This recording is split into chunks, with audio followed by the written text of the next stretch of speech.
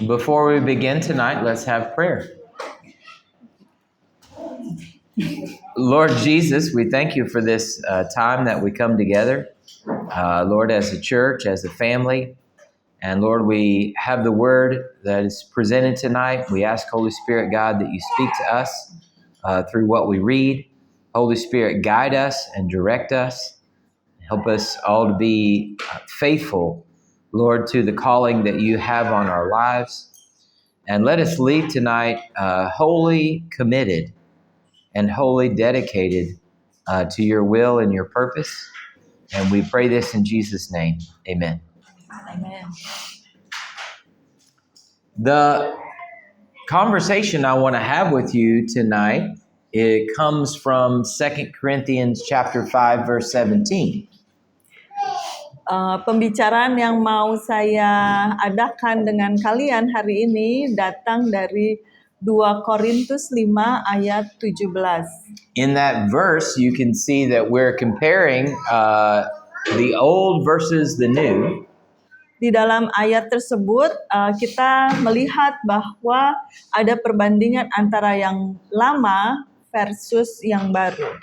Or the imitation versus the truth. Atau imitasi versus kebenaran.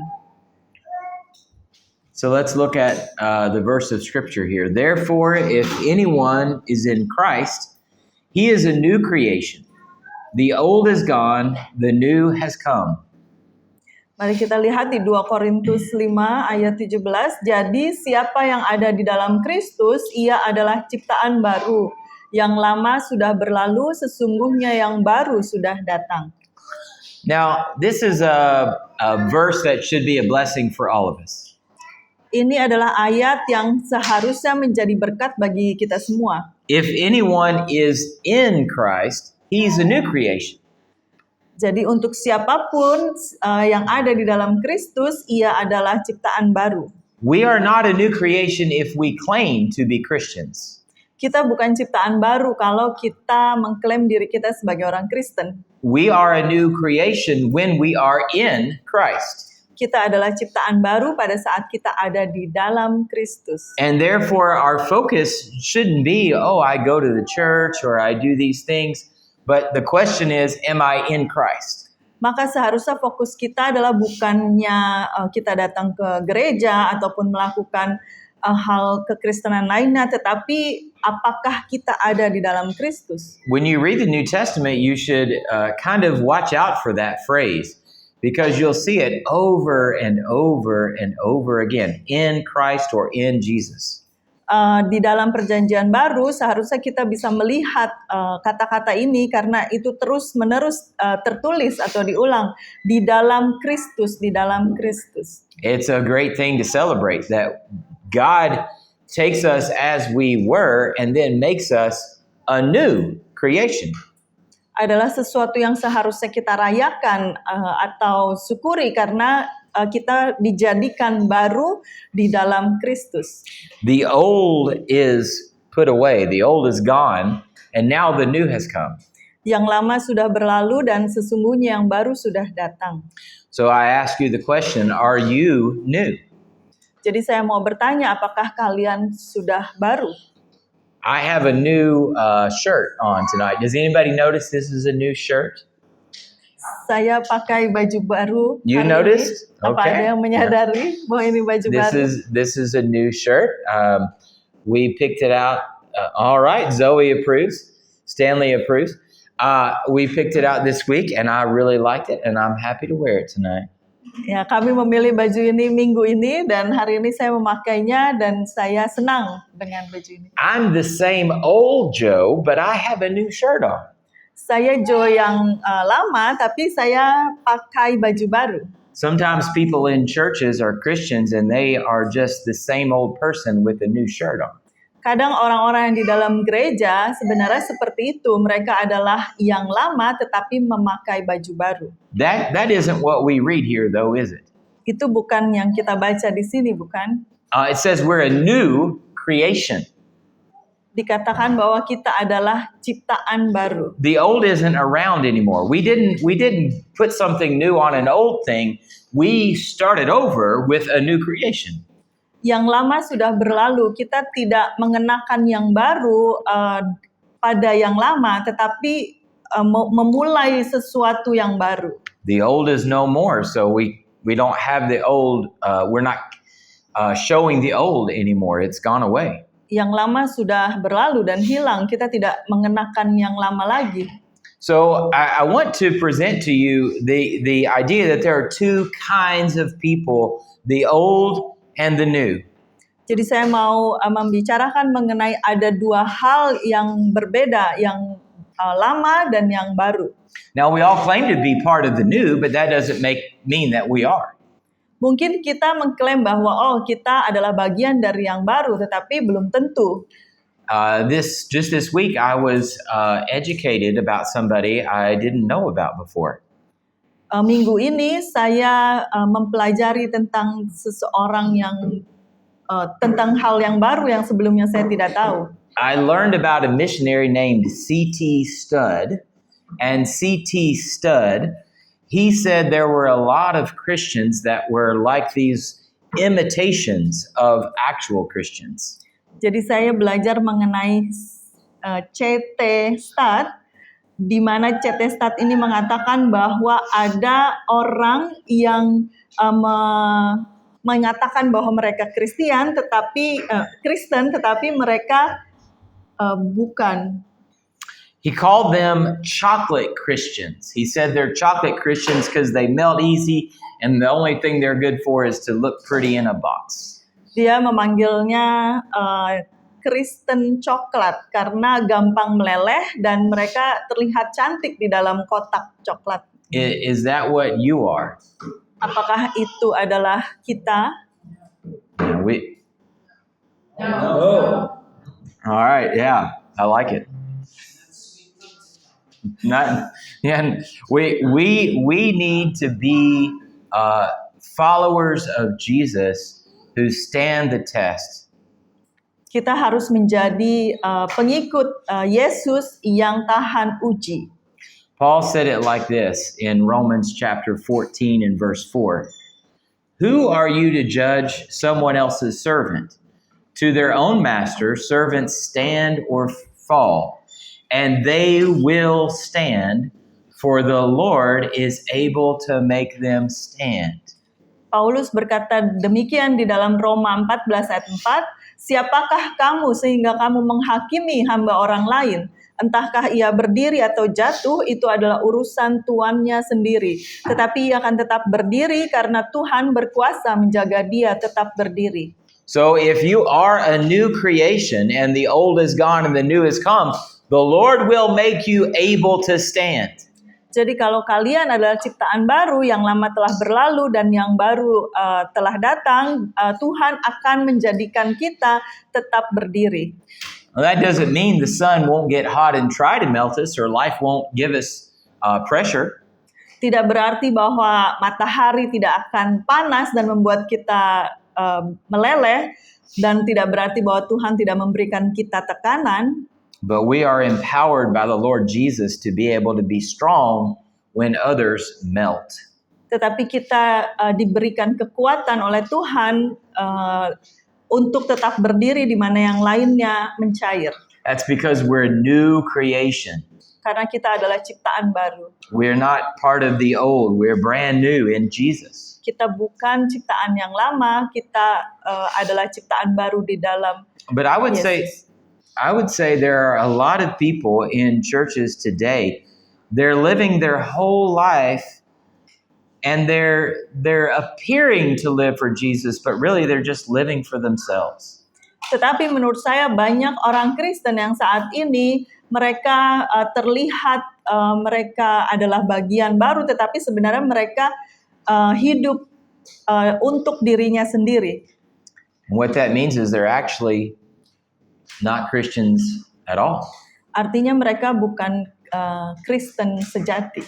And so we have to examine ourselves. The Bible teaches us that we should examine ourselves. Jadi kita harus menyelidiki diri kita sendiri karena Alkitab mengatakan untuk kita menyelidiki diri sendiri. We need to know, am I genuine in my faith or am I just kind of going along, doing the right things and playing the right part?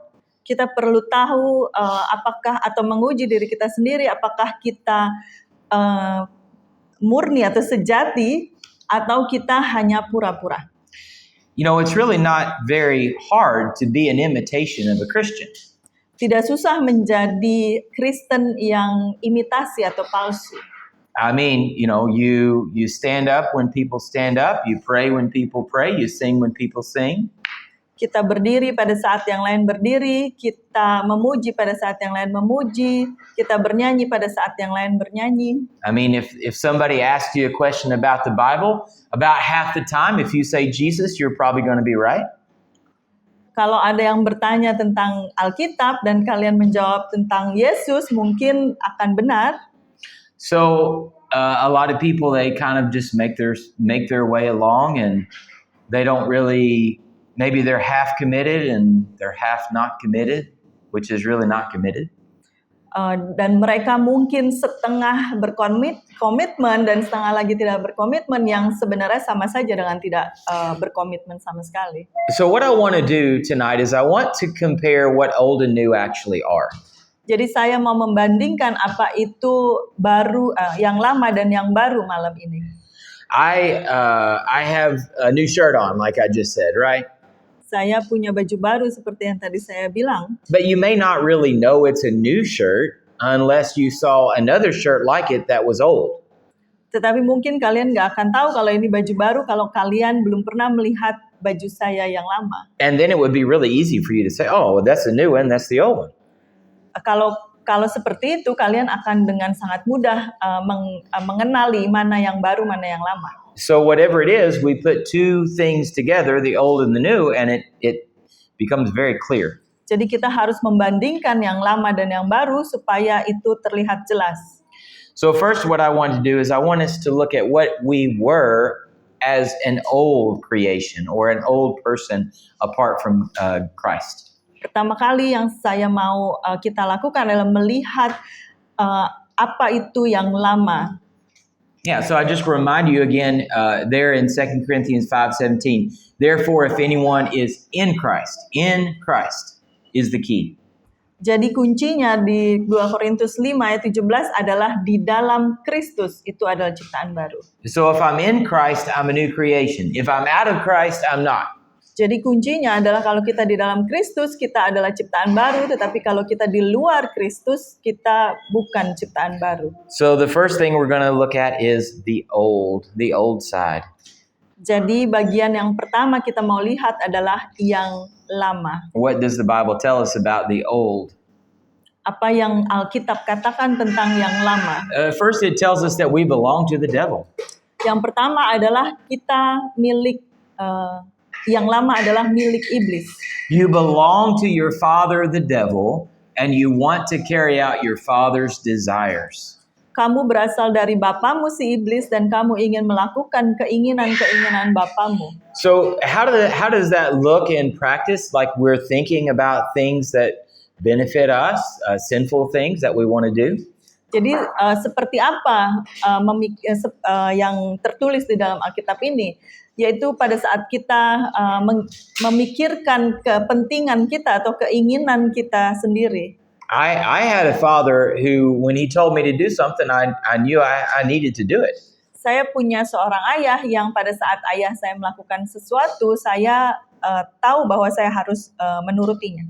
So if the devil is my father, he's going to have command over me. Jadi kalau iblis adalah bapak saya, maka dia bisa memiliki kuasa dan perintah atas saya. So I warn you tonight, if you're not in Christ, then you're with the devil.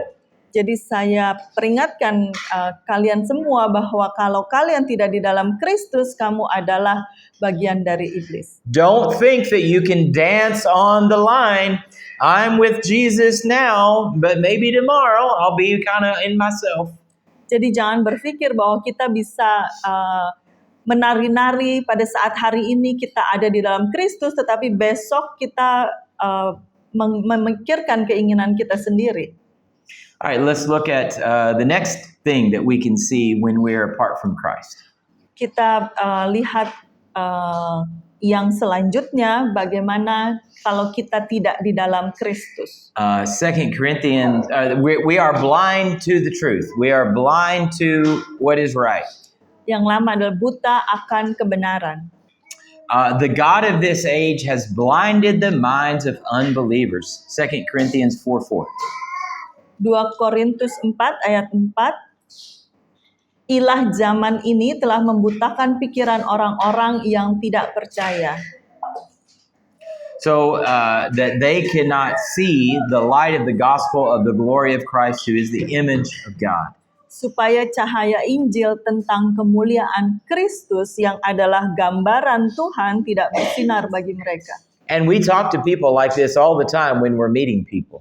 Dan kita mungkin membicarakan ini kepada banyak orang pada saat kita bertemu dengan orang-orang tersebut. You know, you start talking to them and then they be like, well, man, what about, Jesus coming back? Ya, kita berbicara tentang, bagaimana kalau Tuhan Yesus datang kembali. Or they just bring up a different subject that doesn't, it's not really related to the truth of Jesus. It's just like they're getting distracted. They don't understand. Atau mereka mungkin terdistract dan karena mereka tidak mengerti. So we can see it very clearly. They're blind to the truth. Jadi kita bisa melihat di sini bahwa mereka itu buta akan kebenaran. And Satan is keeping them in this controlled way where they can't see. Dan iblis mengendalikan mereka di suatu kondisi di mana mereka tidak bisa melihat. Now, I just want to give you a quick answer. What do we do about this? Because it does happen. What do we do about it? Dan apa yang harus kita lakukan karena hal ini memang terjadi. And I accept your help in this work because I need help and I'm not perfect in what I'm about to tell you the answer is. Dan saya juga menerima jawaban dan bantuan dari kalian karena saya tidak sempurna dan saya akan mengajukan beberapa jawaban. But the answer is we call upon the blood of Jesus to break the strongholds that prevent them from seeing the truth.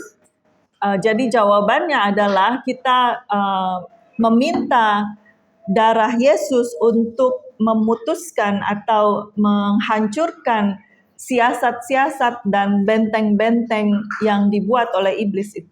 So we pray, we search for what is it that's keeping them from understanding. Maybe it's pride, maybe it's love of a sin. Jadi kita berdoa supaya kita diberi pengetahuan apa yang membuat mereka buta akan kebenaran. Apakah itu kesombongan mereka atau kecintaan mereka terhadap uang. So there's a stronghold in their life and we just pray for that to be broken. Jadi ada siasat-siasat di dalam hidup mereka yang kita harus doakan untuk dipecahkan atau dipatahkan. So Proverbs 14:12 to me may be one of the saddest verses in all the Bible. Jadi Amsal 14 ayat 12 menurut saya adalah ayat yang paling menyedihkan di dalam Alkitab. And there is a way that appears to be right, but in the end, it leads to death. Ada jalan yang disangka orang lurus, tetapi ujungnya menuju maut. So the people who are following the Lord, they think, or following their way, they say, oh, this is really smart. It's good. I mean, I'm making wise choices with myself. Jadi orang-orang yang mengikuti jalannya sendiri, mungkin mereka berpikir bahwa jalan saya adalah yang benar dan saya ini orang yang bijaksana. Makanya saya mengikuti jalan saya sendiri. They look at their children and say, I did a really good job teaching them right and wrong and how to be nice. Mereka melihat anak-anak mereka dan mereka berpikir, saya melakukan pekerjaan yang baik karena saya mendidik mereka untuk melakukan yang baik. Dan mengetahui apa yang baik dan yang jahat. But they are blind from the truth. They don't know that the good choice, what they think is a good choice, is actually leading them to hell. Tetapi sebenarnya mereka buta akan kebenaran dan yang mereka pikir adalah hal yang baik itu menuntun mereka kepada kematian, maut. So we also see that those that are apart from Christ, those that are old, living in the old man, they are slaves to sin. Dan kita juga lihat orang yang lama yang jauh dari Kristus, mereka adalah hamba dosa. Yeah. So we have John chapter 8, verse 34. Very truly, Jesus replied, very truly, I tell you, everyone who sins is a slave to sin. Jadi di dalam Yohanes 8 ayat 34, Yesus menjawab mereka, aku berkata kepadamu, sesungguhnya setiap orang yang berbuat dosa adalah hamba dosa. Yeah, tell me that ain't true. That is a true statement right there. Ini pernyataan yang benar. You know, I really like reading certain parts of Revelation. Saya sangat suka membaca beberapa bagian di dalam Wahyu. There, when we talk about the punishment of the devil and how he'll no longer torment God's people, man, I really want to stand up and shout. And then there's a part of me, silly part of me, a childish part of me maybe, that wants to punch him as he goes down. You know, Lord, I'm just so glad he's gone. Saya sangat senang pada ayat di mana ada penghukuman bagi iblis, dan pada saat itu terjadi saya merasa saya ingin menonjok, memukul iblis itu karena perbuatannya sangat jahat, dan saya sangat senang kalau dia dihukum. Now that might be a little bit funny, but it really is very true, because everything that we value, he stands against it.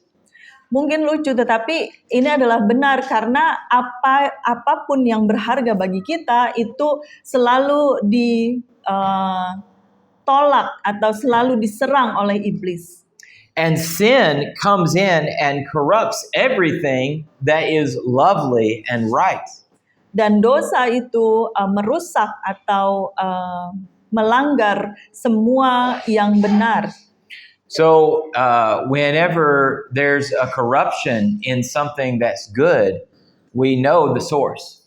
Jadi pada saat ada kerusakan dan kehancuran dari sesuatu yang bagus, kita tahu sumbernya apa. And that makes sin, that makes selfishness, it makes Satan an enemy, my enemy.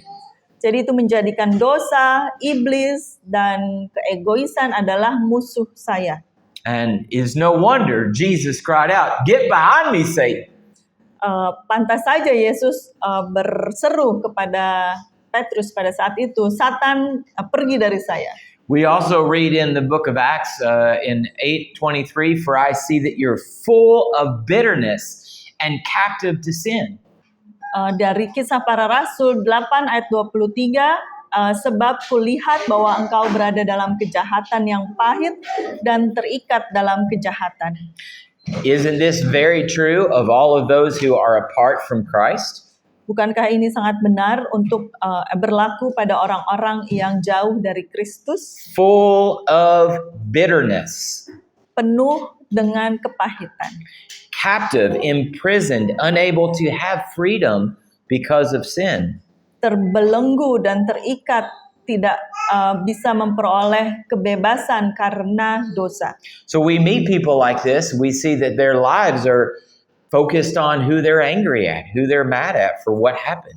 Jadi kita bertemu dengan orang seperti ini atau mengenal orang yang marah atau terbelenggu di dalam kemarahan karena sesuatu hal yang terjadi dalam kehidupannya. Even lost people hear it. They say, don't be bitter anymore. Don't be angry anymore. It's not good for you. But they can't help it.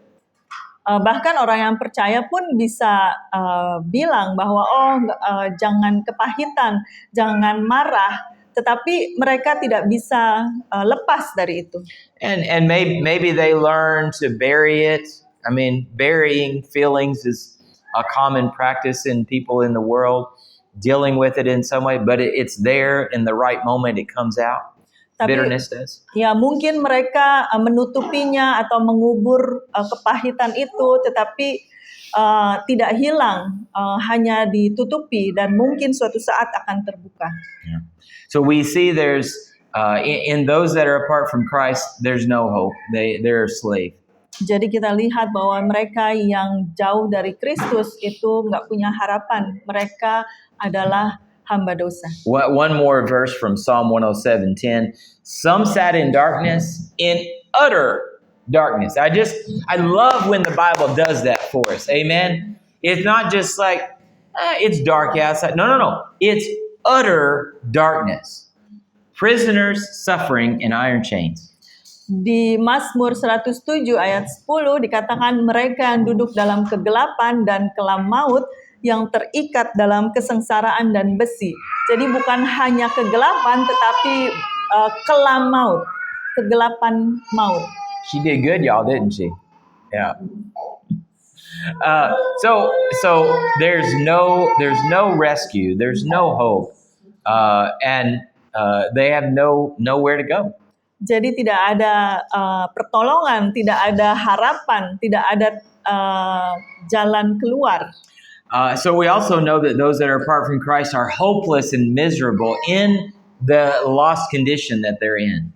Jadi kita juga tahu orang yang di luar Kristus, mereka adalah yang tanpa harapan, yang sengsara. Romans 3:16 says, "Ruin and misery mark their ways." Di dalam Roma 3 ayat 16 dikatakan kebinasaan dan kesengsaraan ada di jalan mereka. They don't have anything like, oh yeah, I can have great joy, I can have great peace. No, they're just surrounded with difficulty and struggle. Mereka tidak memiliki kebahagiaan atau kegembiraan, tetapi mereka selalu ada di dalam kesengsaraan. Isaiah 1:6 says, "From the sole of your foot to the top of your head, there is no soundness, only wounds and welts and open sores." Yesaya 1 ayat 6 mengatakan dari telapak kaki sampai ke kepala tidak ada yang sehat. Luka dan bilur dan borok yang baru semuanya belum diobati. Sometimes we look at people and we see they look wealthy, they look healthy, they look attractive. Kadang kita melihat orang yang terlihat sehat, mereka terlihat kaya, mereka terlihat menarik. But that's only the physical exterior. If we had our eyes opened and could see the spiritual condition of all people, they would look like this, those that are apart from Jesus. Tetapi yang kita lihat itu adalah kondisi fisiknya yang dari luar, yang tampak luar. Tetapi kalau kita melihat di dalamnya, orang-orang yang di luar Kristus memiliki kondisi spiritual seperti ini atau rohani yang seperti ini. Yeah. And just imagine hopelessness. No hope. Imagine, think about that. Coba bayangkan,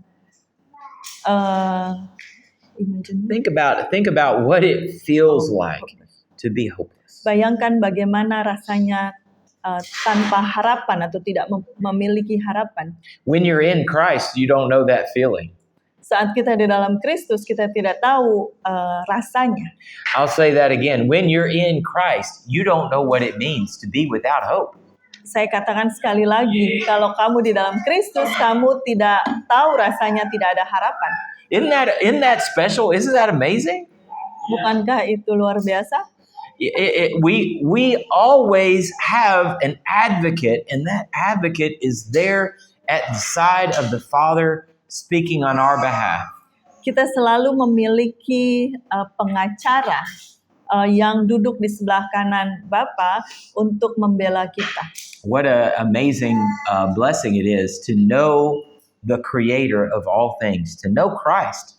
And knowing Christ means we have hope. Bukankah hal yang sangat luar biasa mengenal Kristus? Karena mengenal Kristus kita bisa memiliki harapan. And so the opposite is also true. There's so many people walking around in this hopeless condition. They're just waiting their time to die. Dan kebalikannya juga terjadi dan berlaku. Orang-orang yang di luar Kristus, mereka berjalan di dalam kehidupan yang tanpa harapan dan mereka menunggu kematian. So our last one here, to be without Christ means that we're separated from God. Yang terakhir adalah menjadi yang di luar Kristus, artinya kita terpisah dari Tuhan. I love these three verses in chapter 59, verses 1, 2, and 3. But looking at verse 2 only. Saya suka membaca Yesaya 59 dari ayat 1 sampai 3, tetapi yang akan kita baca dari ayat 2 saja. Your iniquities have separated you from your God. Your sins have hidden his face from you so that he will not hear. Tetapi yang merupakan pemisah antara kamu dan Tuhanmu ialah segala kejahatanmu, dan yang membuat dia menyembunyikan diri terhadap kamu sehingga ia tidak mendengar ialah segala dosamu. So there is a barrier that we have created by our rejection of what he offers. Jadi ada pemisah yang kita ciptakan pada saat kita menolak apa yang Tuhan berikan kepada kita. As I've spoken, I've talked about people outside. Selama saya berbicara, saya mengatakan tentang orang yang di luar. But I need to remind everybody, it could be people inside. Tetapi saya perlu mengingatkan kalian, bisa jadi ini ada di dalam. I mean, there's benefits, worldly benefits to being here.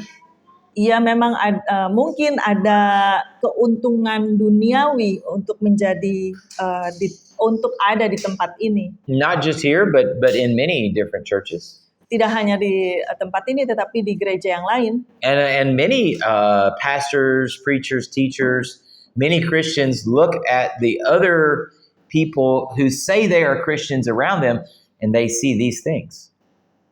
Dan mungkin banyak pendeta dan juga pengajar-pengajar atau guru yang ataupun orang Kristen yang melihat orang-orang yang mengaku Kristen, tetapi mereka melihat hal seperti ini. And so we ought to take this as a warning for everyone should take this as a warning. Jadi kita perlu menjadikan ayat ini sebagai pengingat. There is power in the name of Jesus. Ada kuasa di dalam nama Yesus. We're not just wasting our time or believing in a fairy. Kita tidak hanya menghabiskan waktu kita dan percaya dengan dongeng. And you will not be disappointed when you put all of your faith in his name. Dan kita tidak akan dikecewakan pada saat kita menaruh atau memiliki iman di dalam namanya. And so whatever has to happen within you, take what we're talking about very seriously. Jadi apapun yang terjadi di dalam kalian, kehidupan kalian, tolong ingat ini atau peringat ini dengan serius. You are in a very special place. Kalian semua ada di tempat yang istimewa. You're in an important time in your life. Kalian ada di waktu yang sangat berharga di dalam kehidupan kalian. And so every time we come together and we have the Word of God taught or discussed, we need to eat it. We need to absorb it. Jadi saat kita ada kesempatan atau waktu untuk berkumpul bersama dan belajar firman Tuhan, kita harus memakannya. We need to call upon the Lord, say, Lord, don't let there be any imitation, any fakeness in my faith. Kita harus berseru dan berdoa kepada Tuhan supaya tidak ada kepalsuan di dalam diri kita. Lord, let me be genuine, let me be real. Tuhan, biarkan saya menjadi yang sejati. And I know, I believe with all my heart that if any one of you went to any other one of us and whispered in their ear, I need help. Dan saya tahu jika ada seseorang di antara kalian yang datang ke salah satu dari kita dan membisikkan ke telinga kita bahwa kita butuh bantuan, that person would do everything they can to help you to know the Lord. Orang itu akan membantu kalian sepenuh hati untuk mengenal Tuhan. I remember a long time ago hearing a story about a deacon and a pastor's wife. Saya ingat beberapa waktu yang lalu saya mendengar cerita tentang seorang diakon dan istri pendeta. And amazingly, shockingly, both of these two people admitted They think they had been imitators of Christians all their lives. Dan yang mengejutkan adalah mereka merasa bahwa selama hidup mereka adalah imitasi atau yang palsu dari pengikut Kristus yang palsu. But through the power and authority of the gospel, they were confessing of their sin. They were declaring their faith in Jesus Christ in sincerity. They were finding themselves in Jesus. Tetapi karena kebenaran dan kuasa dari Alkitab, mereka akhirnya bertobat dan menemukan Finding themselves in Jesus. Faith, dan repentance. mereka akhirnya menemukan Power. mereka ada di dalam Kristus. All right, so now we're going to go to the good side. Nah, sekarang kita akan beralih ke yang baru. Yang baru.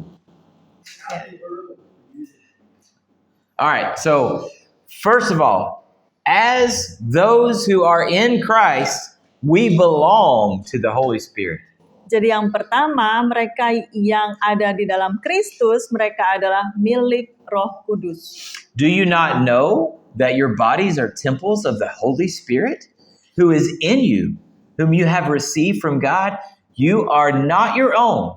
You were bought at a price. Atau tidak tahukah kamu bahwa tubuh kamu semua adalah bait Roh Kudus yang tinggal di dalam kamu, roh yang kamu peroleh dari Tuhan, dan bahwa kamu bukan milik kamu sendiri, sebab kamu telah dibeli dan harganya telah lunas dibayar.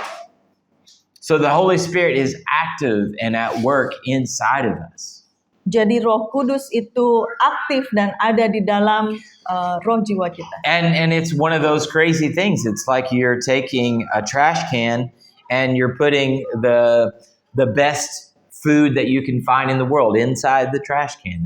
Why would you do that? Dan sepertinya kelihatan sangat tidak menyenangkan ya kalau kita meletakkan makanan yang paling kita sukai ke dalam kantong sampah yang jelek. It doesn't make sense, does it? Nggak masuk akal kan? But what did we read at the very beginning, guys? Tetapi apa yang kita lihat apa yang kita baca di awal, Therefore, if anyone is in Christ, he is a new creation. tetapi siapapun yang ada di dalam Kristus, ia adalah ciptaan baru. That garbage can ain't a garbage can anymore. Tempat sampah itu bukan lagi tempat sampah. And by the power of Jesus Christ, we are made new. Dan dengan kuasa Yesus Kristus kita dibuat baru. And the Holy Spirit inhabits us not as we were, but as a new creation in Jesus Christ.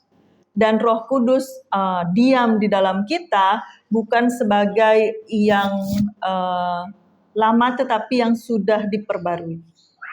Now, next we want to see that as a follower of Jesus Christ, as a new creation, we now have the knowledge of the truth of God. Kemudian sebagai yang baru, kita juga mengetahui, memiliki pengetahuan kebenaran Tuhan. John 8:32 says, then you will know the truth and the truth will set you free. Di dalam Yohanes 8 ayat 32, dan kamu akan mengetahui kebenaran dan kebenaran itu akan memerdekakan kamu. So once we lacked an understanding, but now those things that were dark and a confusing mystery, we're beginning to understand. Jadi sebelumnya segala sesuatu mungkin terlihat gelap dan membingungkan, tetapi sekarang kita bisa dibuat mengerti. And it's one of those things we almost live for as a follower of Jesus. Dan semua itu bisa kita dapatkan pada saat kita menjadi pengikut Kristus. To have our understanding and our knowledge of the Lord to grow and expand. Untuk mendapat pengetahuan tentang Tuhan, mengenal Tuhan, dan kita bisa bertumbuh dan berkembang. Do you remember the first time you heard His voice? Apakah kalian ingat pertama kali kalian mendengar suara Tuhan? I mean, do you remember the first time God was at work inside of you and the Holy Spirit was alive and you were like, whoa, this is what it's like? apakah kalian ingat pertama kali Roh Kudus bekerja di dalam diri kita dan kita merasa sangat hidup. And so God who once was far off is near now. Dan Tuhan yang sebelumnya jauh sekarang dekat. And the things that were confusing now, they might still be confusing sometimes, but they're more clear. Dan hal-hal yang membingungkan sebelumnya sekarang menjadi jelas. Let's look at Jeremiah 9:24 also. Mari kita lihat juga Yeremia 9 ayat 24. But let the one who boast about this, that they understand and know me. Tetapi siapa yang mau bermegah, baiklah bermegah karena yang berikut, bahwa ia memahami dan mengenal aku.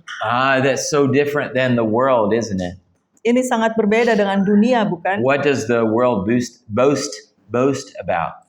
Apa yang dunia ini banggakan atau bermegah? They're out there talking about who they know, where they went, what they own.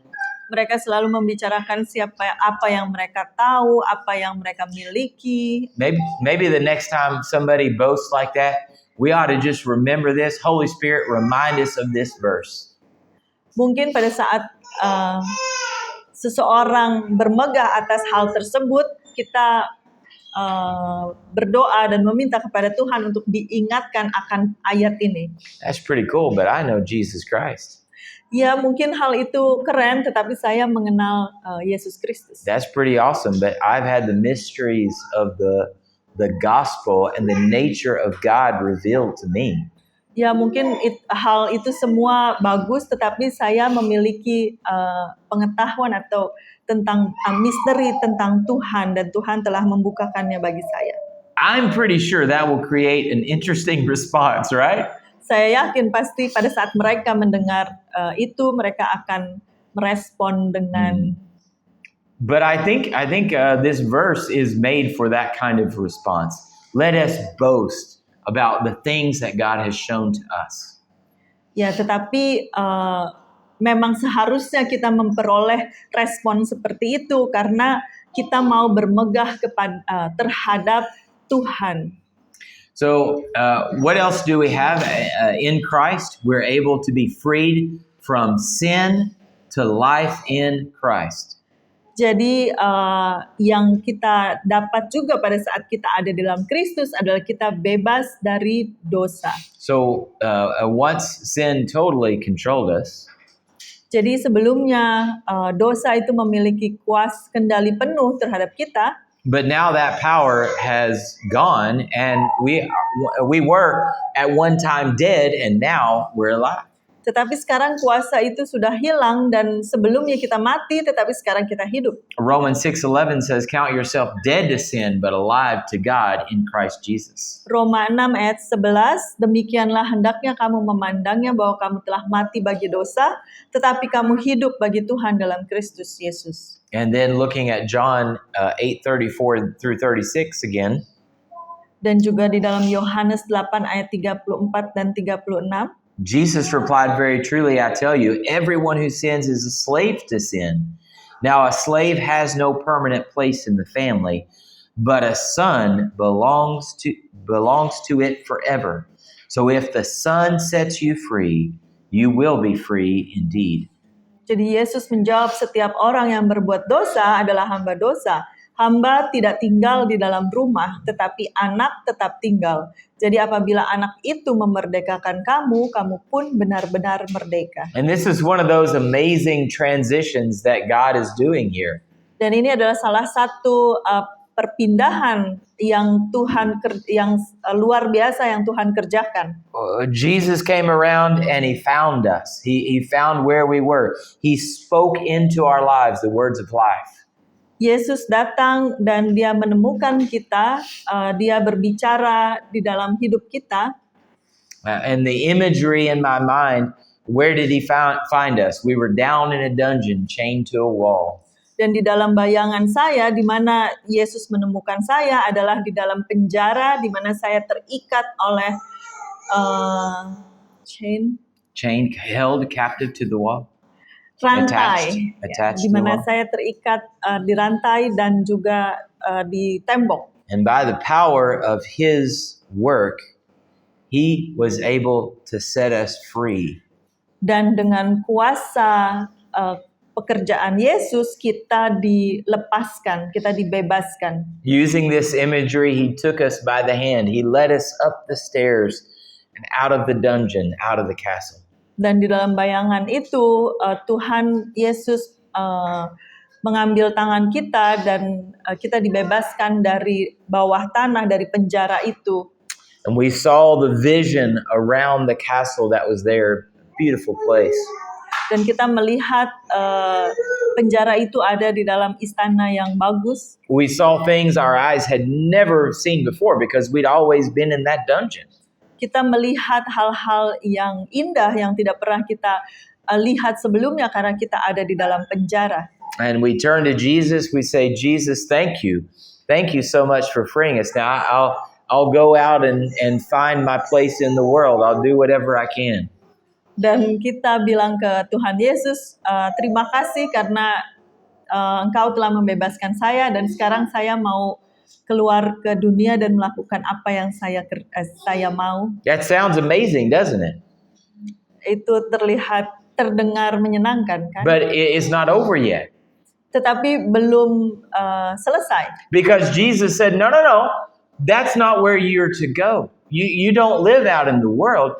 You're part of my family now. Karena Yesus bilang, oh tidak, kamu tidak boleh keluar ke dunia, tetapi kamu akan menjadi bagian dari keluargaku. We can go from being the prisoner in the dungeon to being the son in the palace. Kita keluar dari penjara di bawah tanah menjadi anak di dalam keluarga Tuhan. Let's look at Romans 6, verses 6 and 7.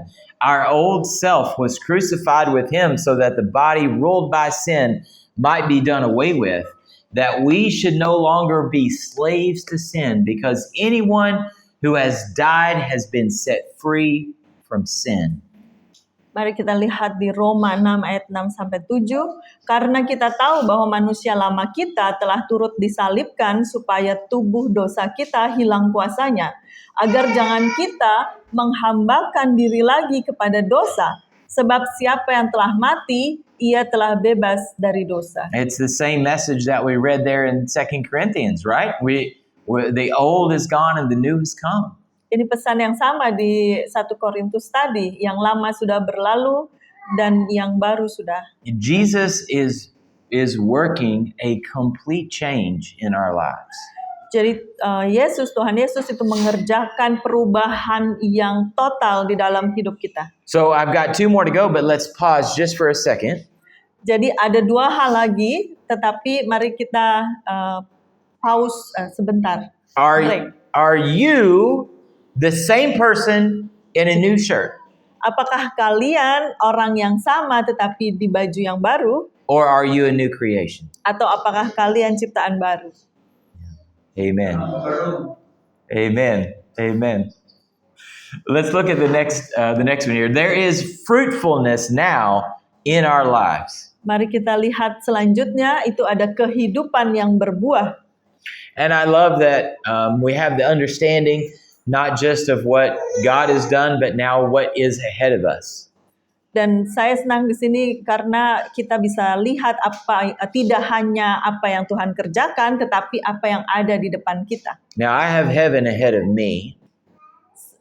Ada surga di depan kita. Not of course because I did anything, but all because of what Christ did and how he redeemed me, how he put me on the path of righteousness. Bukan karena perbuatan baik saya atau kita, tetapi karena apa yang sudah dikerjakan Yesus, saya ada di dalam kebenarannya. But even if I didn't have heaven, I have something good in this life today. Tetapi walaupun saya tidak mendapat surga, saya mendapat sesuatu yang baik hari ini. And that goodness is the fruitfulness that I can have in my life. Dan hal yang baik itu adalah kehidupan yang berbuah di dalam adalah kehidupan yang berbuah. The world sees dedication to Jesus as a sacrifice. Dunia mungkin melihat bahwa dedikasi kepada Kristus atau Yesus adalah pengorbanan. And there are times that we're actually sacrificing and giving things that are precious and dear. Dan mungkin memang ada pengorbanan yang harus kita lakukan, But there is never a time that we give more to God than He gives to us. tetapi tidak pernah pengorbanan yang kita lakukan itu lebih besar dari apa yang Tuhan berikan kepada kita. John 15:5, Jesus said, I am the vine, you are the branches. If you remain in me and I in you, you will bear much fruit. Apart from me, you can do nothing. Yohanes 15 ayat 5, akulah pokok anggur dan kamulah ranting-rantingnya. Barang siapa tinggal di dalam aku dan aku di dalam dia, ia berbuah banyak sebab di luar aku kamu tidak dapat berbuat apa-apa. And then in Galatians 5:22 and 23, but the fruit of the Spirit is love, joy, peace, forbearance, kindness, goodness, faithfulness, gentleness, and self-control. Dan di Galatia 5 ayat 22 sampai 23, tetapi buah roh ialah kasih, sukacita, damai sejahtera, kesabaran, kemurahan, kebaikan, kesetiaan, kelemah lembutan, penguasaan diri. So when we see the work that God is doing in our lives, when we submit to Him, there is fruit that it comes from our obedience. Jadi saat kita melihat pekerjaan Tuhan di dalam hidup kita, kita melihat buah yang keluar dari ketaatan. All right, one more to go, and then we're going to see all of them together. Satu hal lagi, dan kita akan melihat semuanya. We are joined to God through or by Christ. Kita bersatu dengan Tuhan melalui Kristus. So we look at Hebrews chapter 7, verse 25. He is able to save completely those who come to God through Him because He always lives to intercede for them.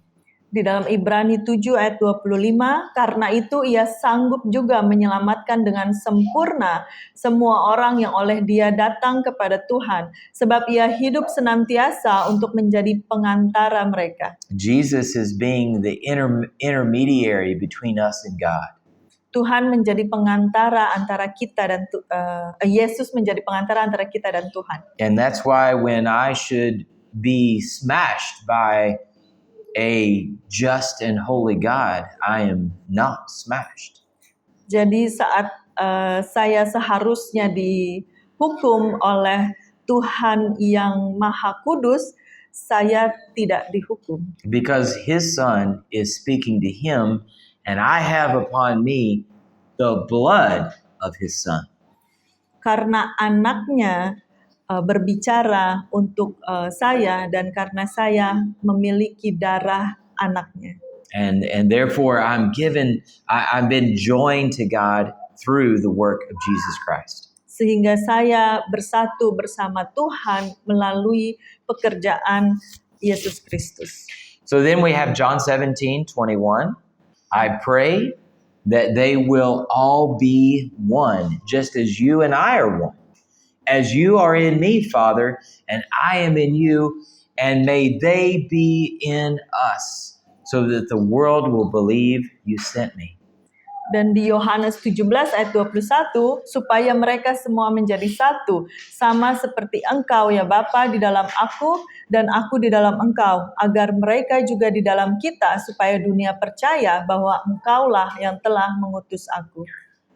This verse is a completion of the first verse. Ayat ini adalah pelengkap dari ayat yang pertama. Because in the process of being in Christ, we are changed. Karena kita di dalam proses di dalam Kristus, kita diubahkan.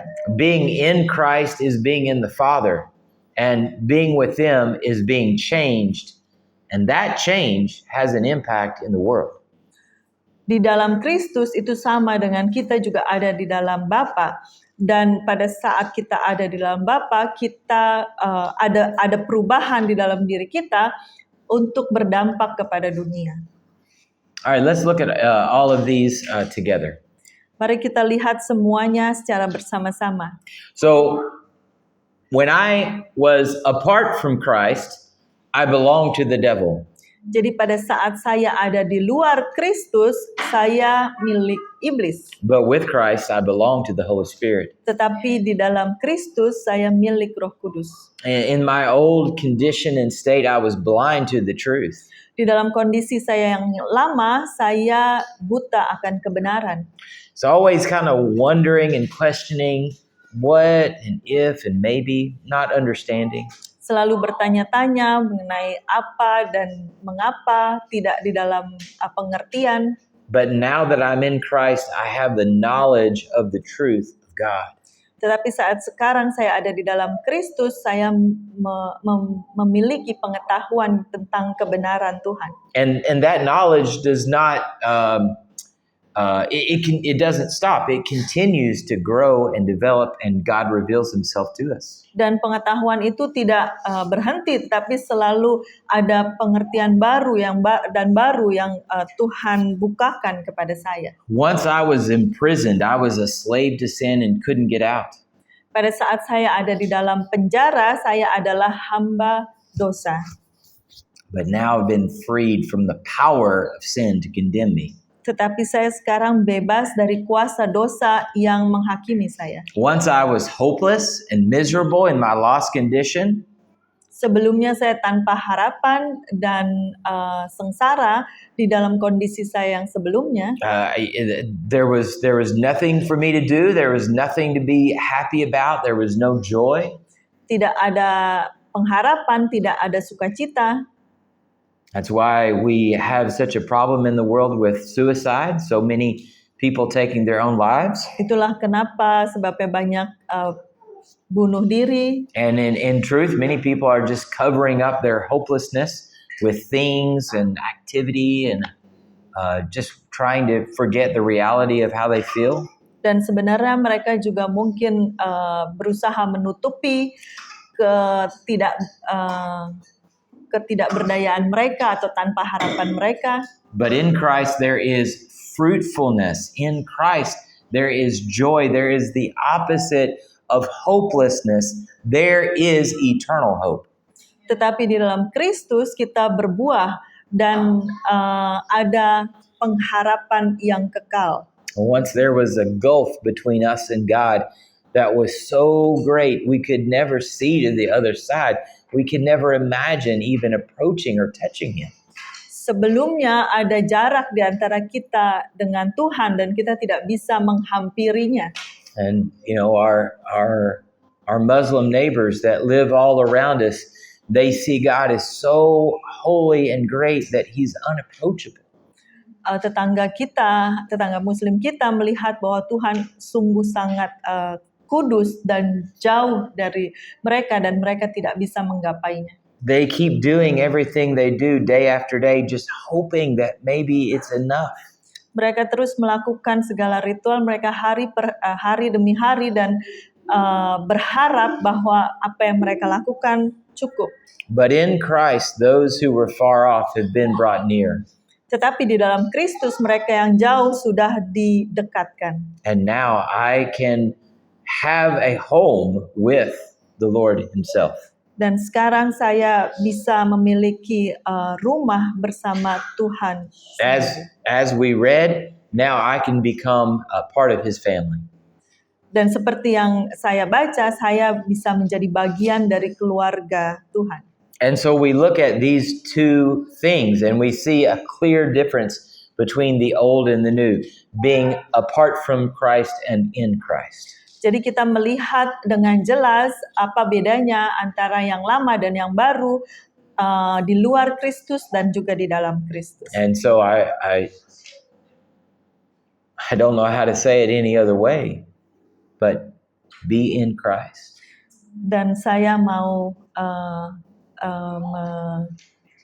bilang kepada kalian bahwa tinggallah di dalam Kristus. Don't be a part of the fellowship of the Lord because it's smart. Jangan berpisah apart from fellowship. Jangan berpisah Don't be a part of it because it's smart. Ya, jangan berpisah dari persaudaraan karena pintar. but be a part of it because the Lord is your life. Oh, jangan menjadi bagian dari persaudaraan karena kalian pintar, tetapi jadilah bagian dari persaudaraan ini karena kalian di dalam Kristus. Give your everything to the name of Jesus. Berikan segala sesuatunya demi nama Yesus. And let us together continue to put the Lord first in all that we do. Dan marilah kita bersama-sama selalu mendahulukan Tuhan di dalam setiap hal yang kita lakukan.